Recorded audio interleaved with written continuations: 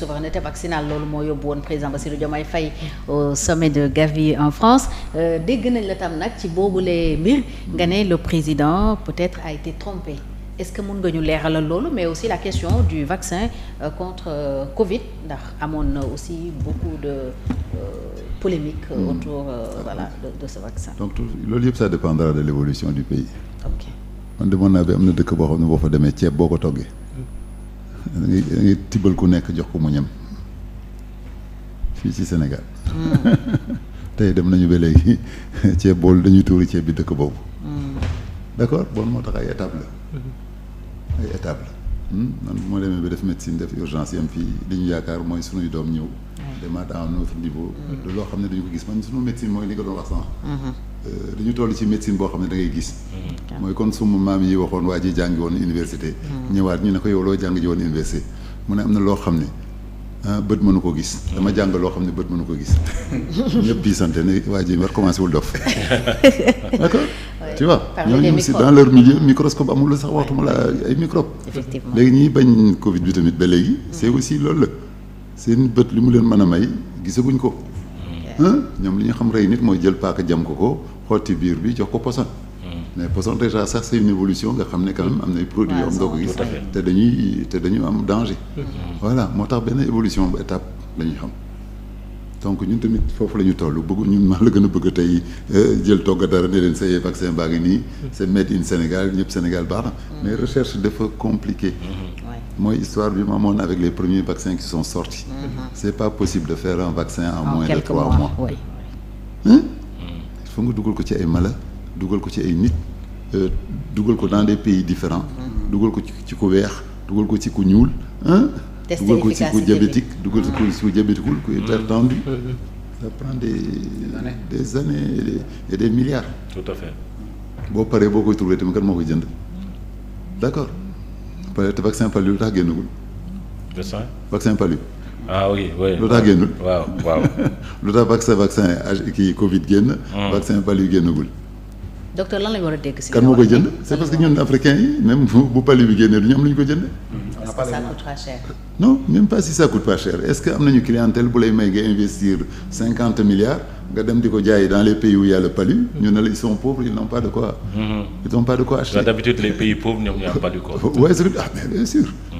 am na feebar yoo xam ne c'est dans les pays pauvres kenn du ci def recherche kenn du ci def recherche fièvre jaune bi ñu def recherche mooy bii européen di ñëw fii di ñu coloniser bëgg a dem seeti or bi nekk Falémé bëgg a dem fële ñu leen attention fii ay généraux di deex yooyu ñu forcer les gouvernements ñu dafay recherche te pour te dire que Pasteur sax moo trouvé la fièvre jaune moo trouvé vaccin bi fii en Afrique donc fièvre jaune kenn mënul def recherche am au pôle nord boo ko defee ça donc tétanos kii bi aussi tétanos bi sax tétanos bi aussi c'est dans le monde entier boo ko inventé woon tey mu baax da nga koy jaay dans le monde entier ce qui fait que les gens se battent pour que mu exister mais loo xam ne dañ ne la géographiquement fii la yem financièrement aussi fii la yem donc est-ce que c'est opportun tey ñu moo taxoon ma ne Gavi bi sunu ministre dem Gavi président plutôt maanaam ministre bi mu fay dem vraiment il fallait qu'il sache ñëlee lu ñu soxla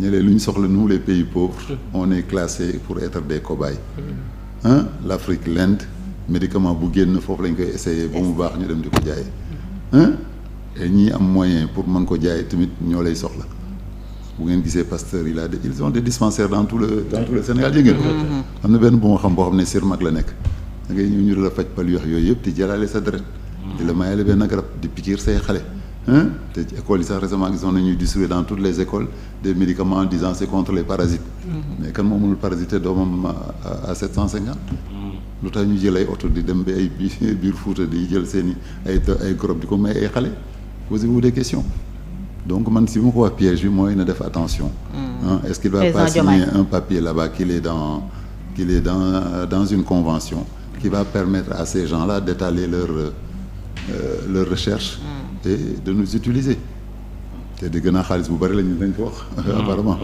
journaliste lu leen ci wax ñaata xaalis lañu waxoon foofu xaalis bi tamit mu nga fa woon donc il fallait pas que ce soit seulement l'appât du gain moo ko fa yóbbu et mu moytu. mais est-ce qu'il ne fallait pas être accompagné par des techniciens à la matière pour que vraiment mu mën a. non sincèrement il n'est pas parti tout seul. Il était accompagné. Il n'est pas parti tout seul. nu mu ko préparé aussi c'est pas depuis qu'ils sont montés aux élections que ça a été préparé. xam nga léegi beaucoup de choses qu'on déroule. c'est la continuité. C'est des choses qui étaient. avec entamées par le précédent régime. c'est des choses on a dit nag que l'État est en continuité. L'État c'est la continuité. donc ñoom tamit am nañu fekk loo xam ne c'était en cours. ils l'ont rattrapé. mais pourquoi nga ne dañ ko piégé ci sommet boobu. parce que est-ce que xam na vrai ñooñu li dafa leen li ñuy soxla mooy fu ñuy mën a essayer seen médicament wax naa la le nucléaire ma sañ ko wax nucléaire kay nucléaire ñu mën la nu ñuy defee ba ngeen am souveraineté nucléaire. on a besoin d'énergie au Sénégal. ku ñu mës a invité sur l'atome nucléaire qu'on prend au Niger. Les pays les plus forts en atome en uranium n'ont pas d'uranium. C'est vrai. ñi am uranium bi sax di leen ko jox moom suñu leen invité. dans un gabegie d'énergie. pour wax leen ne nii la. pourquoi tey ñu ñuy invité ñu pour des vaccins yoo xam ne ñun naruñ ko jaay Sénégal kañ la nar a jaay vaccin c'est pas aujourd'hui. il n'a ni la population ni le plateau technique pour faire la recherche. bon dañu participer parce qu'on fait des tests sur nous et je peux vous dire une faculté de médecine bu ma nekkoon en France bu def fii ay tests sur les Sénégalais l'hépatite virale B fii lañ ko testé malheureusement ñu commencé ko valider sax ndekete am na benn feebar bu làqu ci ginnaawam. heureusement en Europe non une autre maladie grave sclérose en plaques bi ko commencé bi mu jaree te jaayuñ ko fii dañ ko dem jaay ko en Europe où il y a le marché bi mu demee ba étendre il y a des services heureusement en Europe qui sont indépendants, qui sont différents des labos qui ont retesté. Ils ont trouvé qu'il y a une maladie grave qui s'appelle mais Sénégalais yi ko amoon kan moo leen testé ak kan moo leen faj. xanaa suulee nañu leen sans problème en disant c'est une maladie bon là il faut vous en renseigner c'est une maladie très vicieuse avec des systèmes de grattage des petits paralysies loo xam ne kër sunu mbokk bi président Diomaye sax la nekkoon diggante Fatick ak Ndiaganiao foofu lañ doon dem di ko testé foofu.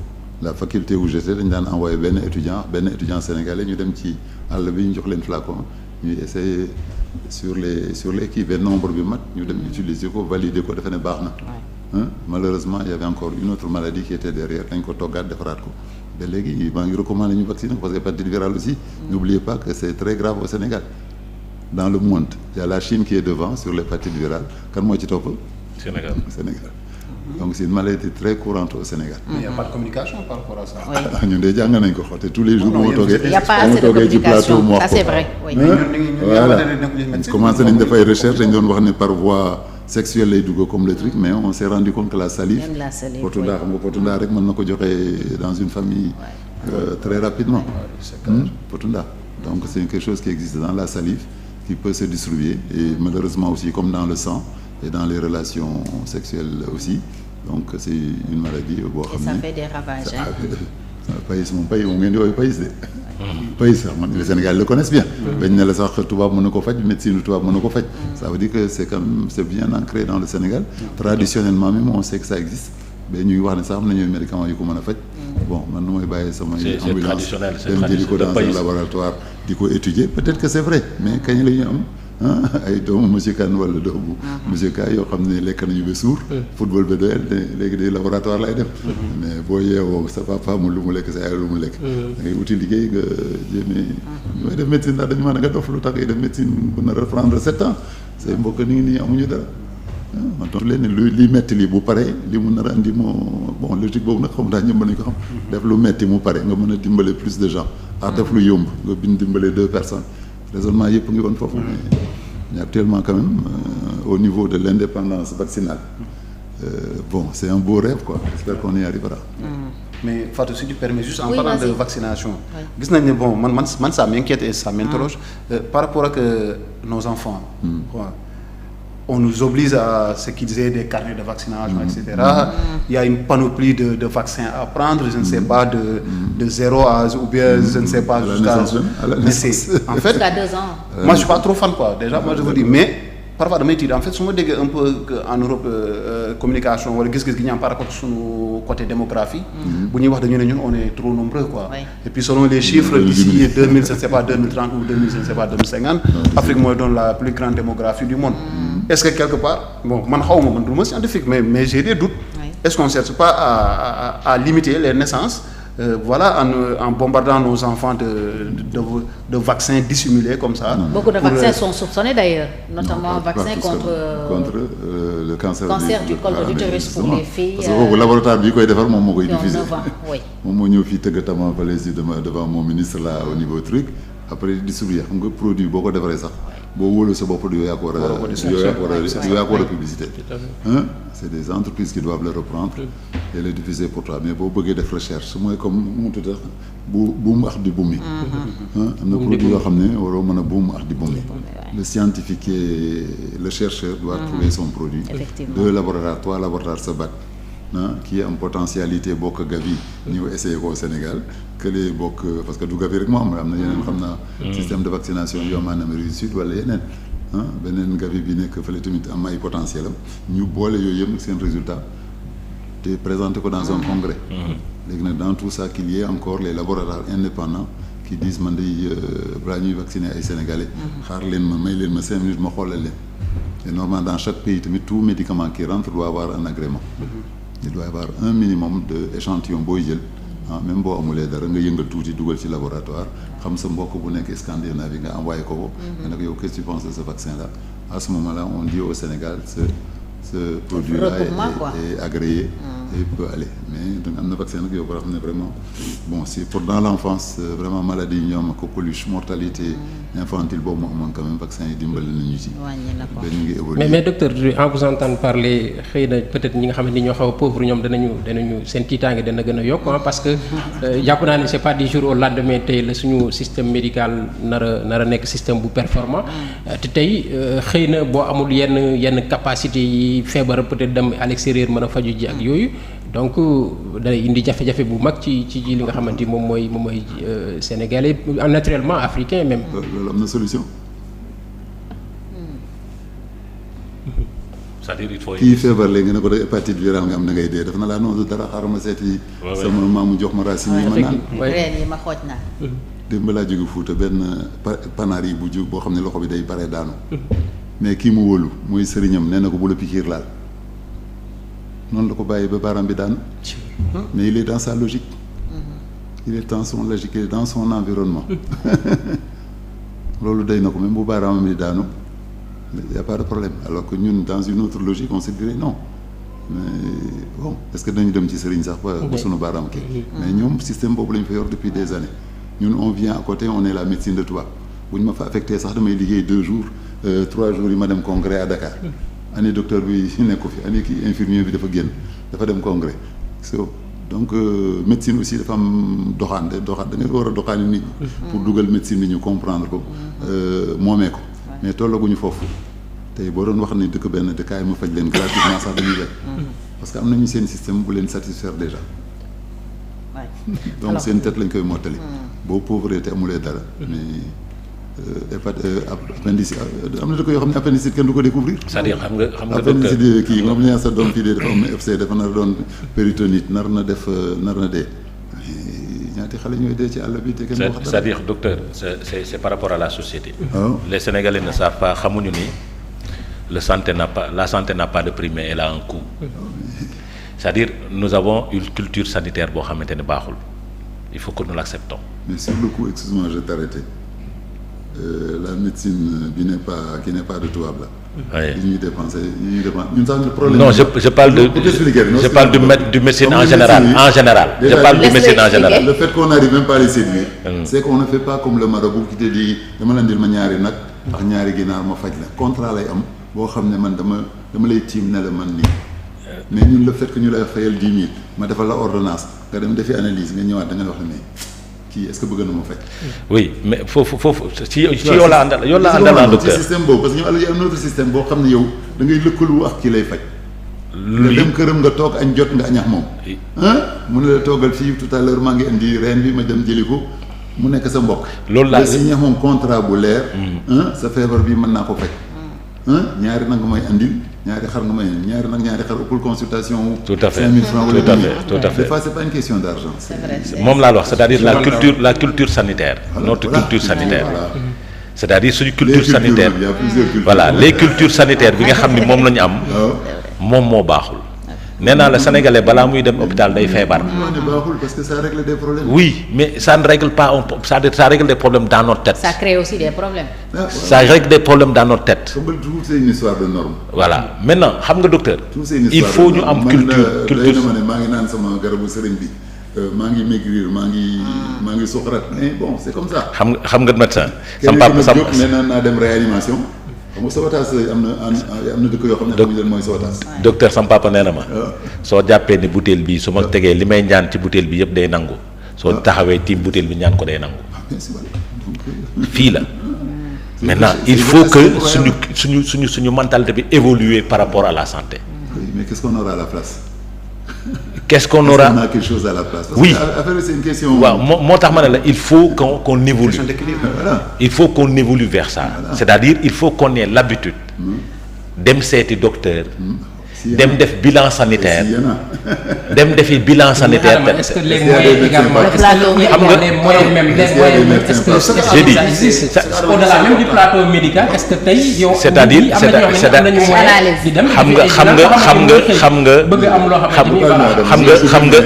xam nga li ma bëgg a wax su ko nit ñi comprendre parce que moi je suis dafa am Sénégal bu ma bëgg. Sénégal bi ma bëgg. c'est une projection ça. mooy Sénégal bi nga xam ni sénégalais bi. day am habitude. dem xool yaramam te dara galu ko. voilà. la prévention. c'est-à-dire xale. xoolee ci sëriñ wala. déedéet ci hôpital ba ca hôpital ba. mais hôpital bi nag loolu wax mooy doxaan bi ñu leen war a doxaan dem fekki si leen comme kuy uti jabar. ne la kaay may naa la fleur may naa la lii may naa la nangam. bind ko point ñun defuñ ko maa ngi fii. comme yéen da ngeen di def ut sama kabano Île de Ngor weekend bi ma dem toogi foofu féexlu ba neex ma dem sama yoon. médecin boobu jëkk na gis premier geste mooy ut Mercedes am di dawal wala ut ñaari këram di dem kii. Mère Teresa amul docteur bi nekkoon xaw ma Gabon nu mu tuddoon. qui répare les femmes là. oui ki nekkoon y avait un grand rek moo nekkoon seen liggéey. sacrifice amatul. Sénégal boo wax fii demal Mbour mu ne la ah oui mais samay doom. sama école sama oui ça pose problème. Voilà. Ça pose problème c'est-à-dire les médecins n'acceptent pas d'aller à l'intérieur du Sénégal. Ouais. C'est pas qu'ils refusent aussi. Est-ce que aussi eux ils s'y disent est-ce qu'on leur donne les moyens. Non, les conditions. Mais au-delà tey s'il y avait une ruée vers les hôpitaux. Est-ce que am nañu assez de personnel médical pour accueillir, n'est-ce pas, tous ces patients-là et tous ces Sénégalais qui viennent se faire consulter. Déjà au Sénégal, quand vous allez vous faire consulter le matin à 7h, vous rentrez chez vous à 14h. C'est clair. Vous perdez toute une journée. Vous revenir demain et même pas demain. Le médecin, il ne vient que 2 fois par semaine. C'est ça. Donc il faut revenir vendredi.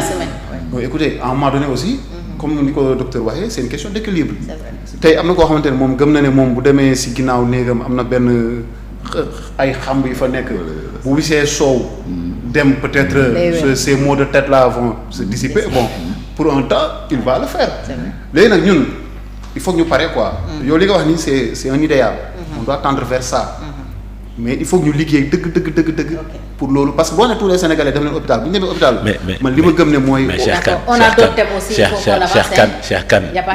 Kane tu es travailleur. Voilà. Tu es travailleur. Il a fait l'école. Tu as fait l'école, tu es travailleur. Mais le Sénégalais lambda de Médina Wandifa, qui n'a pas fait l'école, qui ne connaît pas tout ça. C'est-à-dire, nous avons beaucoup de problèmes à régler dans ce pays-là. Nous avons accusé beaucoup de retard par rapport à la question de l'alphabétisation, par rapport à la prise en charge médicale, par rapport à la culture médicale que les Sénégalais doivent avoir. Et pour ça, il y a un long chemin à faire, un très long chemin. parcours du combattant. man samay doomaati moom. ñoom ñooy bu nar a xalaat ay vaccin. mais pour le moment kii accident daa tànk man naa ko jubalaat. pour mën a doxal. Tout à fait. Mais tu vois, on est dans la médecine concrète. Comme nous voyons, le quotidien là. Ouais. On assure le quotidien pour. Tout à fait, tout à fait. Très la bien. médecine de survie. Oui, c'est important. Alors Adama ñu avancé wax ci politique xam naa ne fan yëpp yaa ngi woon ci bër donc ñu njëkk la jox kàddu gi coowal DPG jaar na fi coowal DOP aussi débat d'orientation budgétaire jaar na fi fayagul parce que ba léegi le problème reste entier c'est le statu quo. ñu bëri ñu ngi interpeller le président Bassirou Diomaye Faye pour qu'il prenne ses responsabilités en tant que clé de voûte des institutions. Ban lecture nga am ci li xew diggante le premier ministre Ousmane Sonko ak le groupe parlementaire Benno Bokk Yaakaar. Diggante Ousmane Sonko ak le groupe parlementaire Benno Bokk Yaakaar dara xewu ja suñu waxtaan rek parce que ñoom ñaar war ñoo laale c'est le pouvoir exécutif et le pouvoir législatif kenn waru cee laal sa morom da nga naan diggante groupe parlementaire Yewwi Askan Wi ak le groupe parlementaire Benno Bokk Yaakaar parce que foofu la coow li ne ñii dañoo jóg di protéger nit ñii dañoo bëgg kii ñëw toog te li nga xam ni moom lañ bëgg lu constitution wax la fixé wul délai nag mais ba ñu xamee ne dañu fa war a ñëw assemblée nationale malgré la situation d'illégalité du règlement intérieur sur cette question là assemblée nationale lañ ko waroon régler c'était aux députés de se parler et de voir comment faire pour accueillir le premier ministre. En toute responsabilité. déglul baax li ma la dama ne en toute responsabilité ce que les députés n'ont pas fait.